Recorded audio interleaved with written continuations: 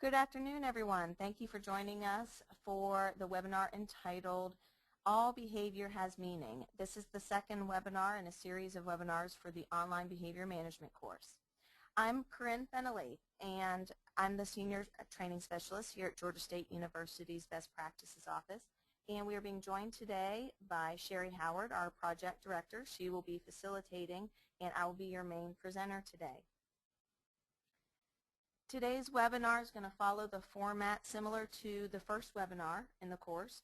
It'll last about an hour from 3 to 4 o'clock. There'll be approximately 45 minutes of presentation. We'll leave about 15 minutes at the end of the webinar to answer any questions you have. We do encourage you to submit your questions throughout the webinar instead of waiting to the very end.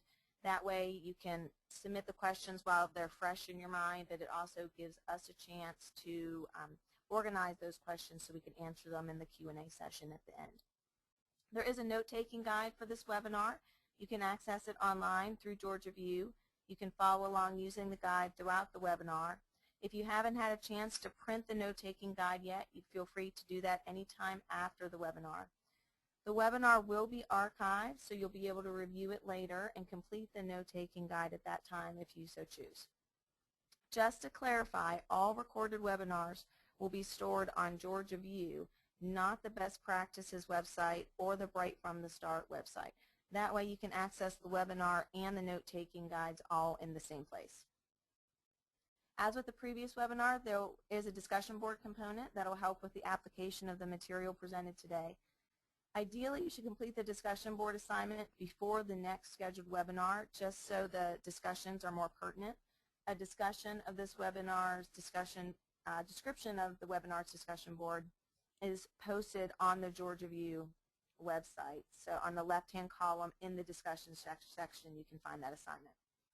And also, while we're talking about discussion boards, I did want to thank everyone for all the great comments and suggestions. Everyone had some great ideas posted after the first webinar, and I hope that everyone found it very helpful.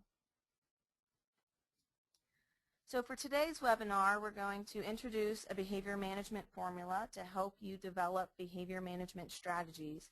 We're also going to discuss observation and documentation. And then lastly, we're going to review possible causes of challenging behavior in your classroom.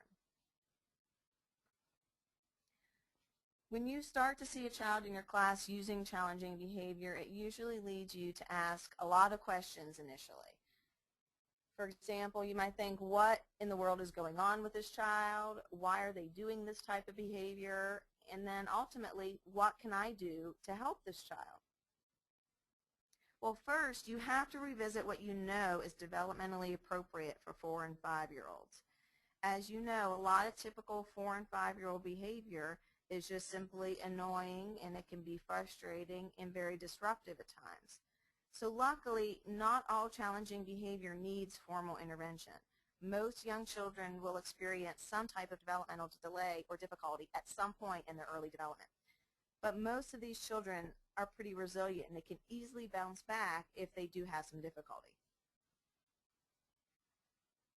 Unfortunately, there are some children who are not as resilient and have a harder time bouncing back. Sometimes these children start to use negative behavior to get their needs met, and it's very difficult for these children to learn more appropriate behavior without adult intervention. It's these particular children that we're going to focus on today.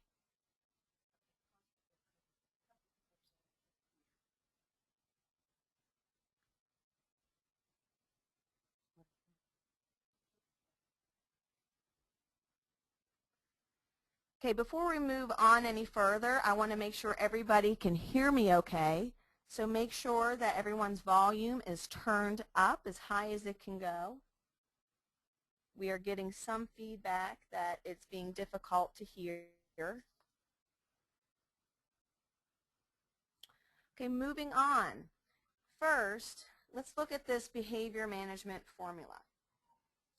When intervention is needed for a child, there are two important questions to answer in order to develop an effective behavior management strategy. First, the what, and then the why. First, the behavior management strategies you choose to use should be based on what part of the brain a child is primarily using. Remember back to the foundation when we reviewed Conscious Discipline's three-part brain. If you remember, there's different behavior characteristics associated with different parts of the brain. If I have a child in my class who is responding from their brainstem and they are kicking and hitting, then the intervention I use with that child will be very different from the intervention I use with the child who is using their limbic system or frontal lobe. If needed, please refer back to the foundation handout to refresh your memory, or even go back and review the foundation if you need to refresh on what parts of the brain are associated with certain behaviors. It is very important before you move forward that you have a clear understanding of the different needs children have based on what part of the brain they're using.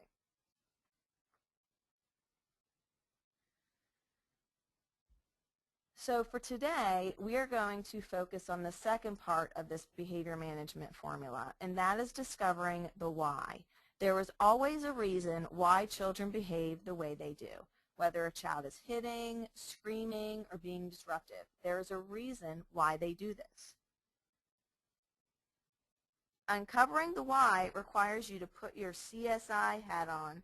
You have to investigate by gathering all the evidence, you have to interview the witnesses, and you have to document what you observe.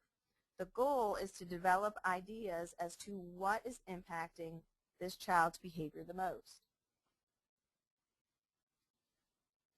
If a child is acting out in small group, for example, because he wants attention, then my strategy would be very different for him compared to a child who is acting out because he's frustrated because the activity is too difficult for him.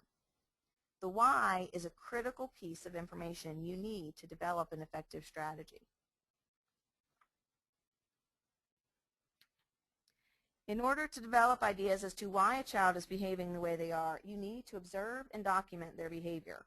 This type of approach towards behavior management is also referred to as the assessment-based approach.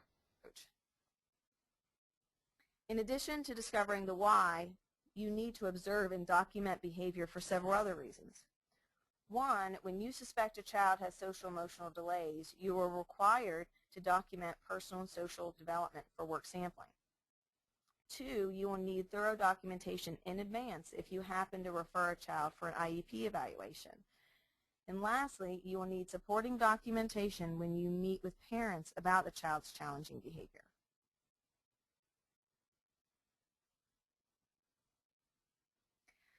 Your goal when observing and documenting behavior is not to diagnose or label the child. Only a licensed professional can make an accurate diagnosis. Not every child who uses challenging behavior meets the criteria for a diagnosis, and extreme caution needs to be used before labeling a child. Children can be easily misdiagnosed because symptoms mimic other things. Like anxiety and symptoms of abuse can often mimic the behavior of a child with ADHD. The younger the child is, the harder it is to provide an accurate diagnosis. So, if you don't diagnose, what is your goal when observing children? Well, first, you want to get to know each child better. You have to know their strengths and their challenges, especially if they have challenging behavior. You want to get to know them better instead of making assumptions about them. Second, you want to uncover patterns. This is part of your investigation process. After documenting, you can objectively read your notes to uncover patterns associated with the behaviors that you see in the classroom. For example, I once worked with a boy who had the most difficulty during the day when it came to following spoken instructions. My documentation helped me see that there were consistencies in his behavior. That led me to refer him to get a hearing evaluation. Come to find out, he was not following instructions because he was being defiant. He was not following instructions because he had a hearing problem and had a difficult time understanding the instructions. So to any outside observer, this boy would have easily appeared defiant or like he had a learning delay. But because there was good observation and documentation, we were able to uncover patterns.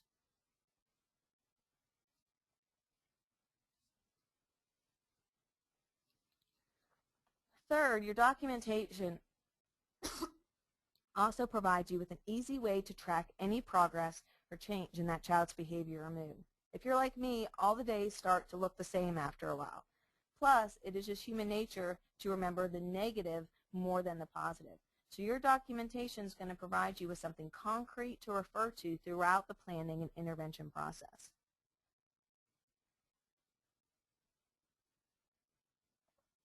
When observing children, pay close attention to whether the child's basic needs are being met. Needs like love, safety, security, shelter, food, things of that sort. These are basic needs, and if they aren't being met, then it's going to be impossible for a child to focus on getting their more advanced needs met. Learning and behaving well will be the last of their priorities. Also, you have to remember to focus on what appears to trigger behavior. Maybe it's an activity or an interaction or even a specific person, but identifying these triggers are going to help you discover the why.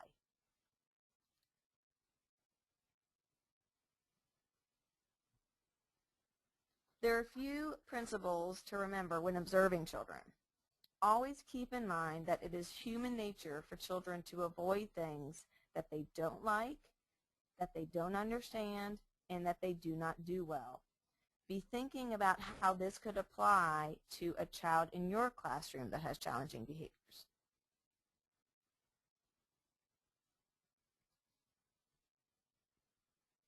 When you observe and document moods and behaviors, you want to first focus on the antecedent, which is what happens before the behavior. Second, you need to focus on the behavior itself, or what is occurring during the behavior. Lastly, focus your attention on the consequence, which is what happens after the behavior. This is also called the ABC approach. The ABC approach to documentation is one of the most commonly used among mental health professionals and teachers because it's easy to remember because of the ABC, and it's very simple to use.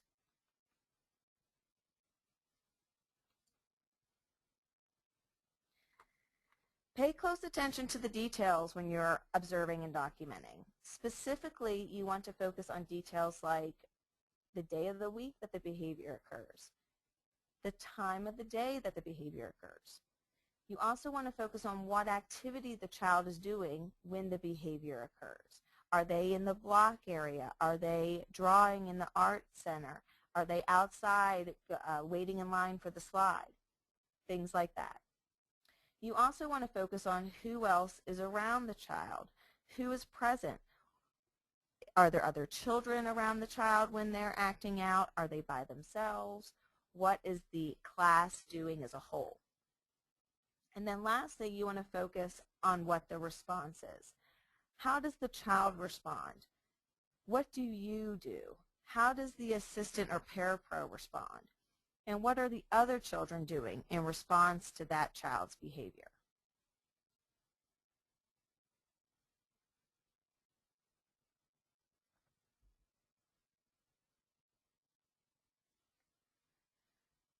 You want to document what you see and hear as if you are capturing the behavior on a camera. The more specific you are, the better. You also want to specifically describe what intervention strategy you use and how the child is responding to that particular intervention.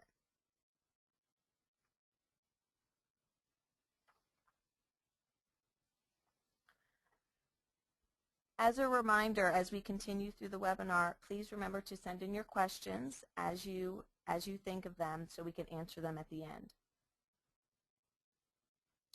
So here's a sample note that was used to describe Angela's challenging behavior. It reads, Angela was angry and did not want to go to small group. It's a very simple note. Think about what's wrong with this statement.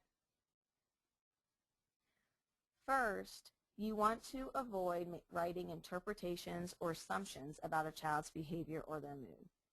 Angela's teacher would need to be more specific and ask herself questions like, how did I know Angela was angry?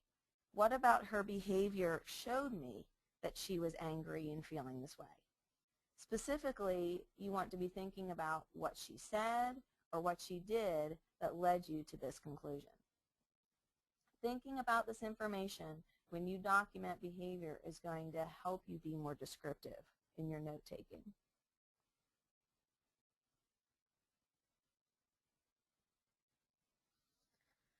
So let's take a look at this note. This note is much better. It reads, Angela yelled no and ran away from me when I told her it was time to sit down at the table for small group.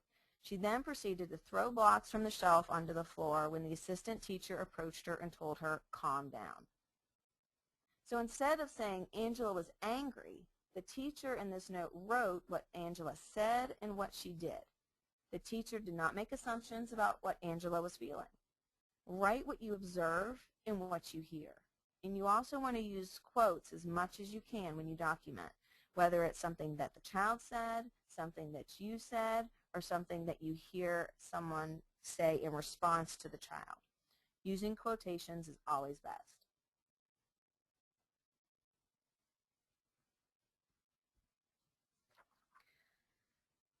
So when documenting, you definitely need to be resourceful. I know most of you are probably sitting there listening to this thinking, who has the time to do this? When are you supposed to fit this in between of all the other documentation and things that you have to do? Try not to feel overwhelmed when you think about documenting challenging behavior. Different techniques work for different people. So the trick is to find the technique that works best for you and works best with your daily routine. The trick is to find ways to be efficient. Some people use a voice recorder. Nowadays, most everyone has a phone or another digital device that's quick and easy. You can use it to capture the moment until you get a chance to document the incident in writing. Some people use the voice recorder in addition to the camera. Or some people like to prefer to carry a small tablet in their pocket. That way they can write down some key thoughts about the incident before they forget. And then another format is to use blank forms. We're going to be talking about some different formats for documentation in just a bit, and some teachers have blank forms printed and ready, and they can quickly write down some notes as incidents occur, or at least immediately right after they occur.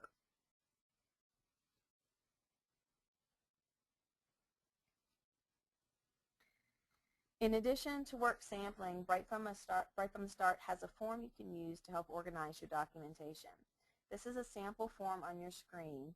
This particular form you have a sample of that was a supplemental form in your handout, and you can also download this from the Right from the Start website. But you can see that forms like this can be very helpful if you have them handy because they prompt you to provide the information that's necessary for intervention. And it also prompts you to provide information that you're going to need if you make a referral for an IEP evaluation in the future.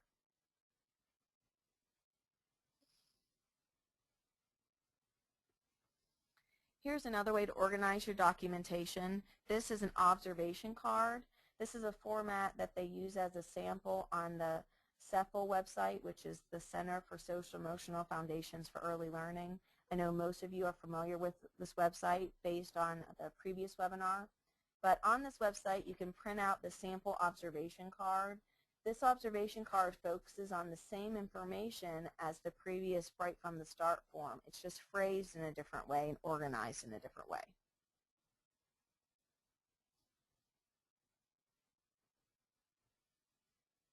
You will also need some type of formal documentation to provide to parents when you have behavioral concerns.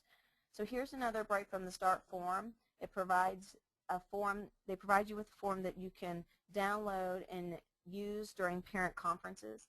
And if you prefer, you can use this form in addition to other documentation you have whenever you are citing certain behaviors.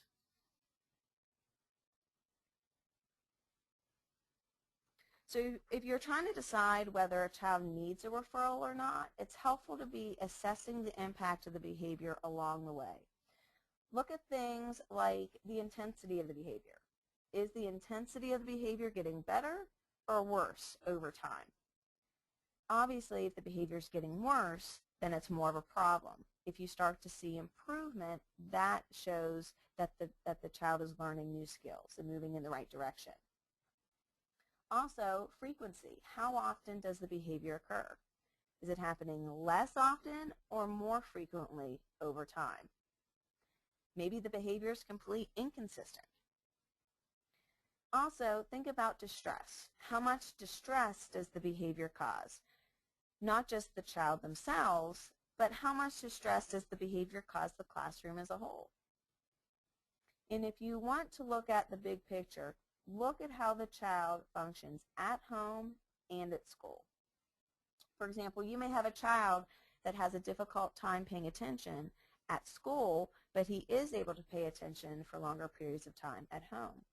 Or you may have a child that has a hard time sitting still for large group, but there's still evidence that he's learning and excelling despite the negative behavior. So that's the kind of big picture thinking you want to keep in mind when you're assessing impact.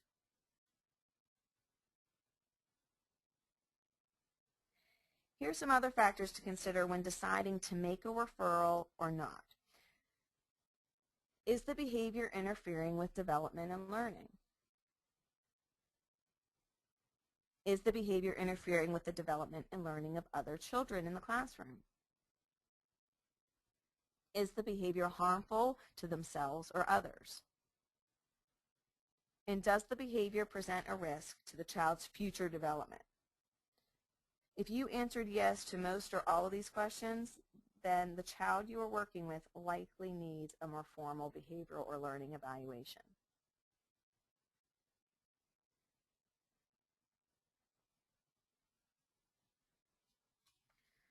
When you start to explore behavior management strategies, you always want to start with the easiest things first. Start with the easiest strategy to implement and then progress from there. You can start to document and monitor the child's progress and then move to other strategies if necessary. Also, as a reminder, there's usually a lot of pressure, mostly from the children themselves, to treat everyone exactly the same in the classroom. Like if you let one child use something to fidget with in large group, oftentimes there's pressure to then let everybody use something to fidget with. But really this is not the case. This is pressure that oftentimes we put on ourselves as teachers. But you can treat all children equally while still using individualized strategies to meet children exactly where they are. We know children do not learn the same, and we know children do not behave the same. And we need to be willing to use these individualized strategies to meet their needs.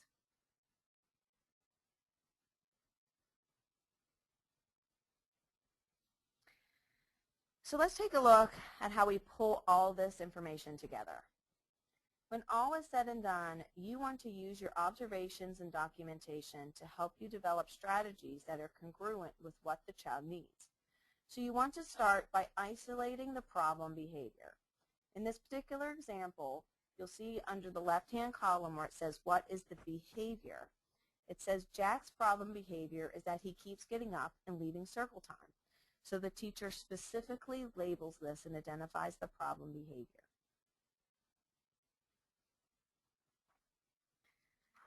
Then you want to develop a hypothesis as to why a child is using this challenging behavior.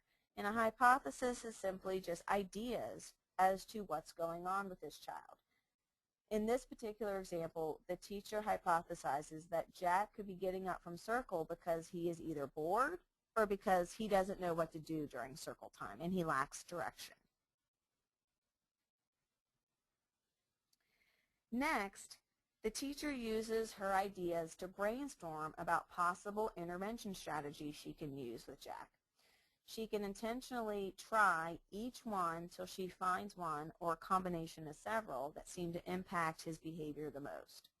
So in this example, the teacher purposefully has many ideas under each category, knowing that she might need to try each one before she finds the one that is most effective.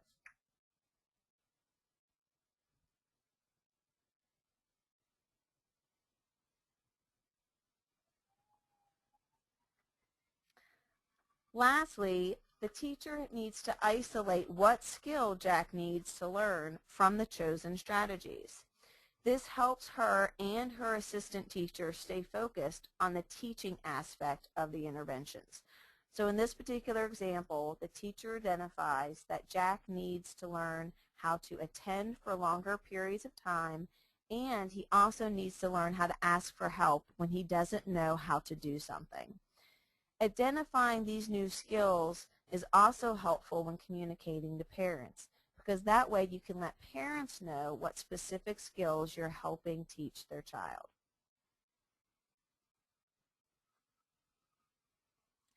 So now let's take a closer look at the possible reasons why children act the way they do. First, let's take a look at aggression. Aggressive children it's a very common problem in most pre-K classrooms. When children are aggressive, it can be for many different reasons. Some of the most common are the ones listed on your screen. So first, we know children are aggressive when they experience strong emotion. A lot of chemicals are being fired in their brain during this developmental stage. Children experience very strong emotion, but we know they typically don't have a lot of good verbal skills to make sense of or to express all their strong emotions. So a lot of times children are aggressive because they're expressing their anger or their frustration or their embarrassment or things of that sort. Children are also aggressive sometimes because they're sensory seeking. You can tell a child's aggressive when they're sensory seeking because these are the children that are aggressive, but their goal is not to be mean. These are the children that hug more forcefully, they like to tackle, they like to wrestle. You might ask them to come sit down in circle time and they kind of tumble their way disruptively into circle time. These are your sensory seeking aggressive children. Some children are aggressive because they simply lack impulse control. They have a hard time stopping those aggressive impulses. Every child has aggressive impulses. Some are better at controlling them than others. Some other children imitate behavior that they see. Maybe they see older siblings being aggressive. Maybe they see examples of aggression in media. Maybe they come from a home where they see aggression modeled to them. But sometimes aggression comes from something that they have seen, and now they're imitating that behavior in your classroom. Other children lack social skills. They use aggression because they're not sure what else to do. And then lastly, power struggle. Sometimes children are aggressive because they want to maintain power, either over you or over other children in the classroom. And they're smart enough to know that aggression can be intimidating, so they use it to get what they want. Next, let's take a look at inattention or hyperactivity, another very common problem in the classroom. Inattention and hyperactivity can cause many problems in addition to being disruptive. So like aggression, there are many things that can cause a child to be inattentive or hyperactive. One of the first things that is very common is boredom. Children have a hard time attending to information that is boring to them. So if you have a schedule or an activity or a large group that does not have a lot of movement or it requires them to sit longer than they're able to do comfortably, then they will start to be distracted. And sometimes that comes out in the form of looking like it's hyperactive. Also, avoidance. Lots of times children avoid things that they do not like, they find too difficult. This looks like they're not attending and it looks like they are being hyperactive. Meanwhile, they are just avoiding the activity that you have chosen. Delayed language skills can also cause a child to be inattentive or hyperactive. Very similar to the boredom and avoidance. If a child lacks good language skills, they have a difficult time interacting and communicating with others. And because we know children avoid things that are difficult, they will avoid these interactions. Children that have difficulty adjusting to their environment also have inattention or hyperactivity problems. This could be because perhaps your classroom might not be the best fit for them. That child might have a difficult time in a large classroom. Sometimes children have a hard time adjusting to certain peer dynamics that they experience in the classroom. Sometimes classrooms are very chaotic and busy, and that's difficult for children as well. Lastly, sometimes children just need additional activities. Sometimes they're sitting for small group or large group, or they're going from center to center, and it looks like they're hyperactive. Meanwhile, that is just their nonverbal way of telling you they need to move on, that they're done with this activity, that cognitively they need a change, they need something different. Next, noncompliance. Children that do not comply in the classroom can cause a lot of headaches, not just for teachers but other children as well. And many times children who do not feel connected or attached to others will not be motivated to comply. Noncompliance is also common for children who grow up in environments where there's a lack of respect for authority figures. Sometimes even expectations are not consistent at home or in the classroom, and this causes children to be confused and non-compliant. And some children do not comply because they have a deep need to be in control. I think we can probably all relate to that at some point in our lives, needing to feel in control. Some children have a really hard time relinquishing to your control. Complying with someone's request strips them of that control that they so desperately want or need. Next, sensory issues. Many children have sensory issues. Even if the sensory issues do not qualify them for a formal diagnosis, sensory issues can cause a lot of problems in the classroom. It can definitely impact their learning and overall behavior. So it's important for you to have an awareness over whether this impacts your children in your classroom or not. Some children are hypersensitive to sensory input. So that means that they experience certain sensory sensations at a larger, grander scale than the average child. Things are louder than usual. They might experience lighting in a room different. They might hear sounds more sensitively. These children often experience avoidance in the classroom. They'll avoid things that they're sensitive to. They also will become irritable around things they are sensitive to. They're also more likely to overreact in certain situations. And then they can also even appear very distracted or defiant because they get frustrated when they experience these sensory sensitivities. On the other end of the spectrum, you have children that are hyposensitive to sensory input, which means they tend to underreact to typical sensory experiences. This makes them more likely to seek out or create sensory experiences on their own. So these children tend to be more rough and aggressive in their play. In their interactions, they might even be more rough and aggressive, but it's not for the sake of being mean. It's just for the sake of seeking out sensory experiences. These children may also seem defiant at times. They typically have a higher pain tolerance than average children, and then their play can also appear disorganized as well. Day to day, they also appear to have an inappropriate affect or an inappropriate kind of social response or feeling response to situations in the classroom.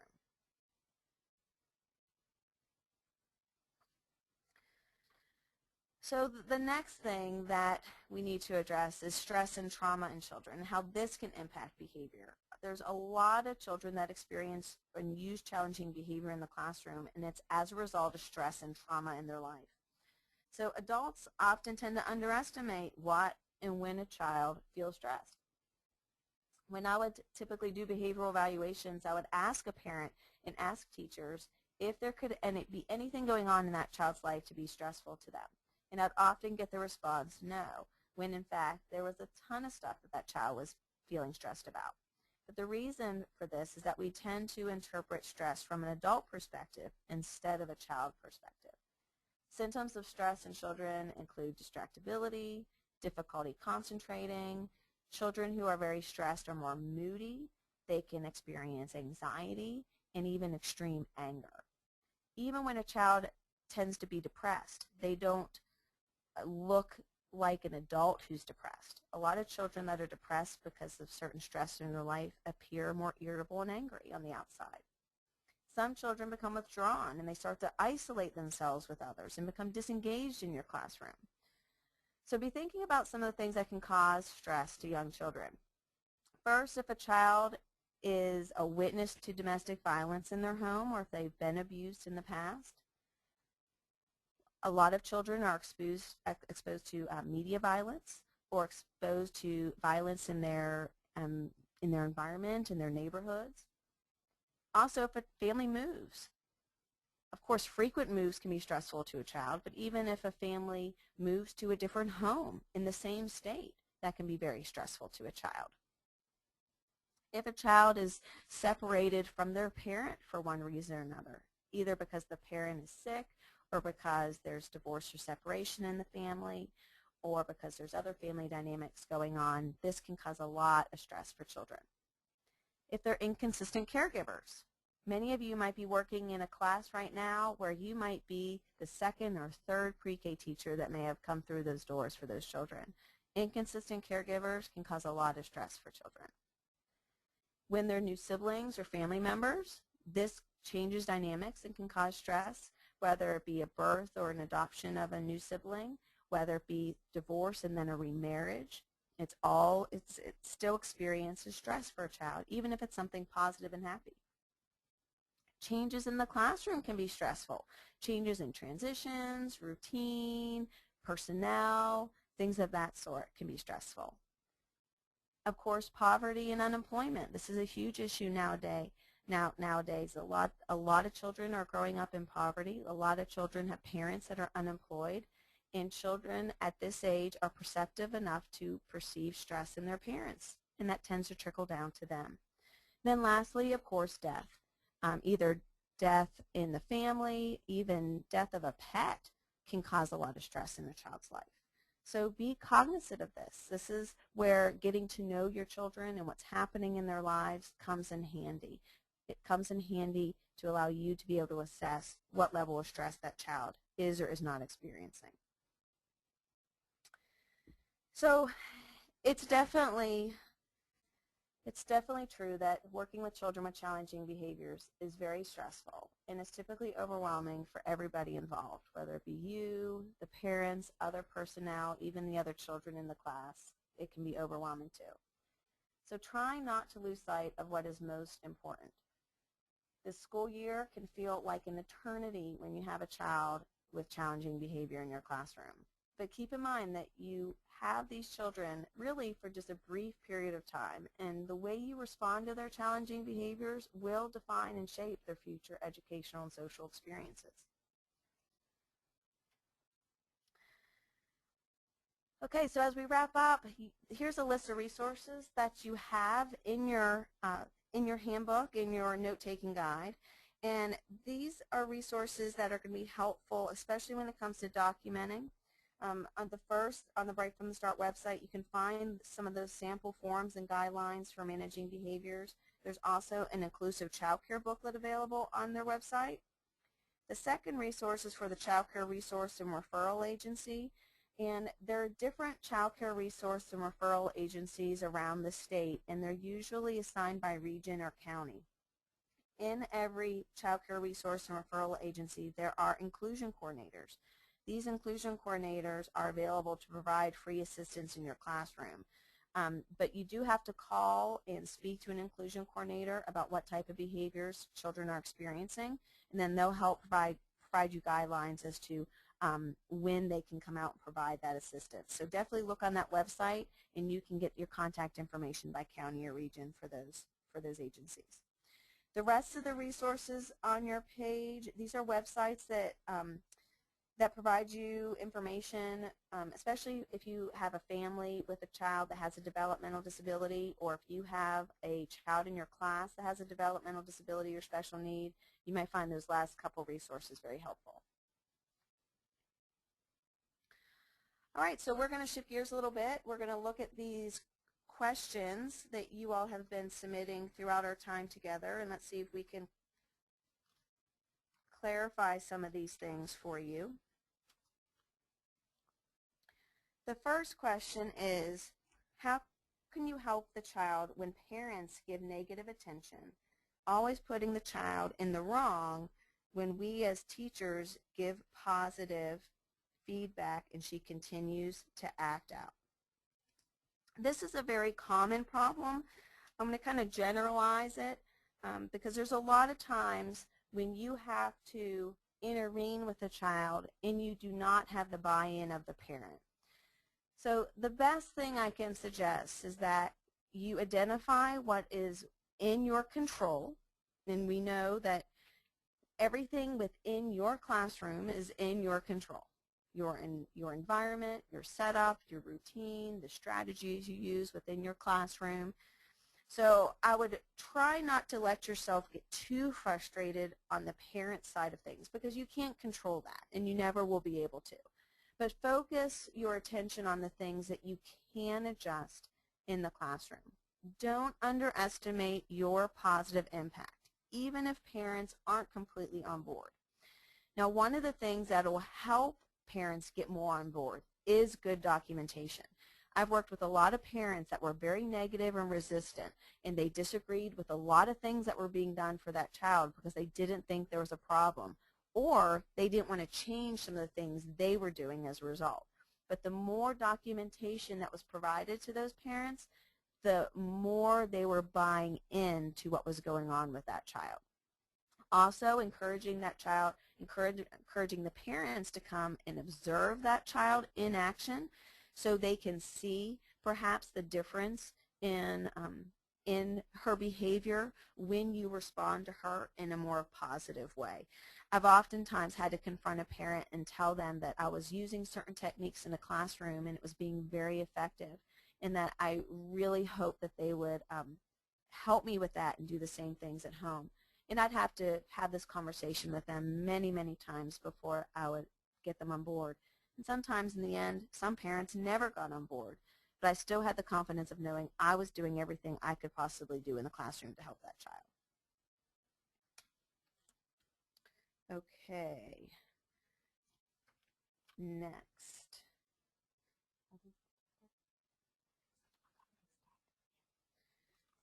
Okay, there's a few more. Okay, at what point do you call for assessment? Would it be when you see no patterns um, or when interventions or strategies aren't working? And yes, in fact, you've pretty much answered that question. If you've done ample documentation, which means for some counties, they require you to document for a month or two before they'll even come in and do an evaluation on that child, because a lot of interventions can take about a month or two to truly take effect. We've talked about that previously in the past webinar as far as bad habits dying hard, and so you do need to give ample time for interventions, strategies to work. You do need to be prepared with kind of a plan A or plan B and a plan C. So if one thing doesn't work, you can try another thing and yet another thing. But if you feel like you have tried everything you know to do, you have provided documentation that there's been no progress, and that you in fact see the behavior worsening, that would definitely be an indicator that that child needs to be referred for a more formal evaluation. Worst case scenario, you could always refer a child for an evaluation, and if your county does not feel like they have ample evidence to provide that evaluation, they'll definitely let you know. Next, the question reads, I have a child that had a fire in their home recently and they had to move to another place until they get their house fixed. His behavior has been challenging. What can I do to help him through this difficult time? Normally, he's a very quiet, sweet, well-behaved student. Well, the good news is that usually children that experience kind of transitional trauma like this, they do bounce back eventually, that this is kind of more of a stage that they're going through. So that's the good news. But something that you can do is definitely get him in touch with his emotions. If you haven't yet, bring in a lot of emotional literature, kind of emotional feeling charts, things like that, to help him express his feelings. You might introduce him to using more art to express his feelings. A lot of times children kind of have these, they might have these fears associated with what happened. They might start to develop, have nightmares. Their eating and sleeping can be affected. So the more outlets you can provide this child to express their fear and uncertainty and stress, the better. You might even try to find some literature online that talks about children that have experienced fire and things of that sort to help normalize the experience for him. So he understands that this happens to a lot of people, and everyone ends up okay. Also related to that last question, as the teacher, just make sure you make yourself very available to them. You would not want that child to shut themselves off from the group or you. That would be a sign that he's not adjusting very well. So you'd want to make yourself more available to him so he can feel comfortable coming to you. Next question, how do you help a child who's experiencing stress because of an unstable home environment? You can't control how parents raise their kids. And you are absolutely right. I definitely agree. You cannot control how parents raise their children. If children are experiencing kind of a messiness in their home and it's kind of very unstable, one of the things I stress in the classroom is making sure that your classroom is as stable as possible. You definitely want your classroom to be the safe haven. Then if they do not feel safe and stable at home, you at least want them to feel safe and stable in your classroom. So being able to get in touch with what makes that particular child feel safe and secure, and focusing on building those things into your classroom. Whether it be certain activities, certain routines, maybe it's one-on-one time, maybe it's a back rub at nap time, whatever it may be, I'd encourage you to implement those things into your classroom to minimize the stress when he's away from home. And then also build those relationships with parents. Even those most difficult parents that have a hard time being on board, the more you reach out and try to build those relationships with parents, the better.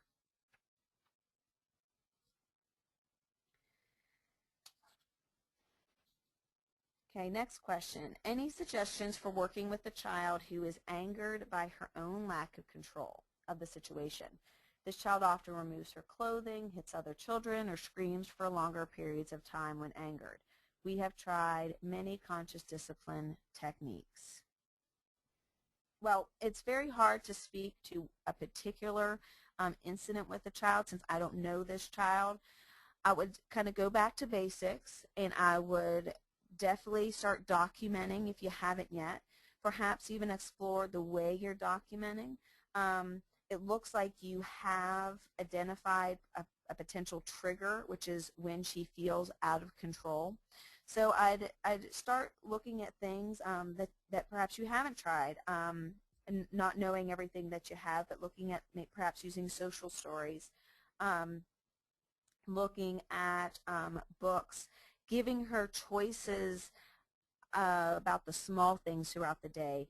Hopefully, if you make her feel in control about other small things, feeling out of control for the big things perhaps won't impact her as much. Giving her outlets, like she's stripping her clothes off and she's essentially crying out for help. So giving her those outlets, giving her those bean bags to throw against the wall, giving her paper and marker so she could scribble out her anger. Those strategies can definitely be effective with children like that when used regularly. But as in thinking about going back to the basics, remember a child who's acting like this also shows you that she's using her brain stem. So she's not going to be logical in those moments. And so being able to start from there and then move to more specific strategies from there. Okay, we have time just for a few more. Where can you find documentation handouts that were shown in PowerPoint? Well, a couple different places. You can find the Bright from the Start documents on the Bright from the Start website under the pre-K section for teachers. And I have also included those as supplemental materials. If you go to the Georgia View and go to the discussion section, and you can click on the webinar assignment. It'll provide the handout as well as supplemental documents. There are sample documents there that you can download and print as well.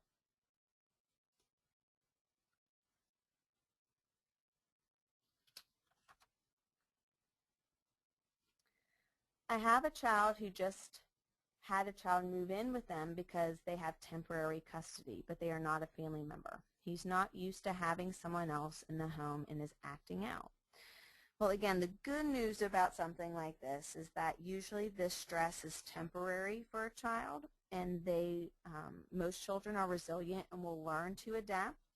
But similar to the previous answer I provided, you definitely want to give this child as many outlets as possible for their emotions. Many children in this situation will feel jealous. They might feel threatened or intimidated. Not knowing what the dynamics are between the parents and this new child, that can also impact the biological child in the home. So I would explore that with the parents. I'd get to know the family very well if you're not yet. Make sure you kind of get a feel for what those dynamics are. Art, again, is very good in a situation like this, a very good outlet for him to draw pictures of him and his family. Making yourself available to kind of check in with him emotionally when you see that he's starting to act out. You can even reflect his feelings, which is essentially you mirroring back to him what you think is going on. So if you feel like he's angry about something going on at home, but he's taking it out on someone in the classroom, you can reflect that back to him so he starts to gain awareness as to why he's doing what he's doing. But that open communication with the family is going to be crucial in an instance like this. There might even be things that you can share with the family of things that they can do to help him adjust at home as well. Perhaps he needs more one-on-one time with biological parents, or maybe they need to have more communication about what's going on with this other child in the home as well.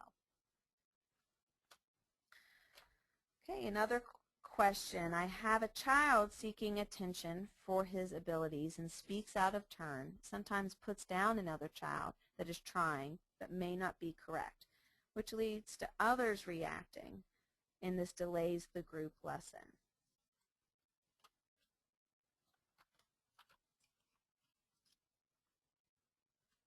So in this particular case, the intervention would kind of depend on other things going on with that child. But again, it seems like you've been able to isolate some patterns in what can trigger something for this child. So I try to identify what skill you feel like this child needs to learn. It might be impulse control. It also appears as if this child may lack some self-esteem, and this child's trying to feel important and feel valuable. So there's probably other things you can be doing throughout the day to make him feel valuable and important. Putting him in a leadership role. This child might be a very good leader and have very good leadership skills. So being able to redirect those skills into a more positive way. Also, you could have the children that are put down teach them assertive skills, assertiveness, so you can equip them with the words encouraged to speak up to him and tell him how he is making them feel, that he hurt their feelings or that they feel sad because of what he said. But it sounds like this child creates a lot of teachable moments for you throughout the day, so definitely take advantage of them. They can also be helpful for teaching the other children skills as well. Okay, the last question. I have a child who gets angry when other children look at him in the wrong way. He acts out aggressively, kicking, screaming. This teacher's tried breathing, and it worked for a while, but it no longer works. So I assume the question is kind of what to do. Again, it seems like you have isolated the trigger, which is when children look at this child a wrong way, it triggers something in him. So now you need to identify what skill this child needs to learn. He needs to control his impulses. He needs to you could even explore why this anger angers him so much. Does it make him feel embarrassed? Does it make him feel stupid? Does it make him feel insecure? Kind of what's going on that's creating all these strong emotions in him. And then giving him outlets. Perhaps you have your safe place and you teach him how to use that safe place when someone looks at him the wrong way, whatever way that might be. You teach him what to do when that happens. You teach them to go to the safe place. You perhaps develop a calm kit just for this particular child that he uses. So don't forget all these things that we talked about in the previous webinar when it comes to specific strategies. The information that we talk about in these webinars build on one another. So you can look at your observation and documentation, identify triggers, identify what skills children need to learn, and then implement a lot of these individualized strategies that we've been introducing since day one. We're going to talk about more individualized strategies and classroom-wide strategies as we progress in the behavior management course. But this at least gives you a starting point when it comes to your observation and documentation. Well, I thank you all for all your questions and for your time and for your attention today. Remember to download the note-taking guide if you haven't yet. That'll help keep some of these things fresh in your mind. And as a reminder, make sure that you log on to Georgia View to get the discussion board assignment and submit your discussion board posts before the next webinar, which is in about a month's time. Thank you very much. Goodbye.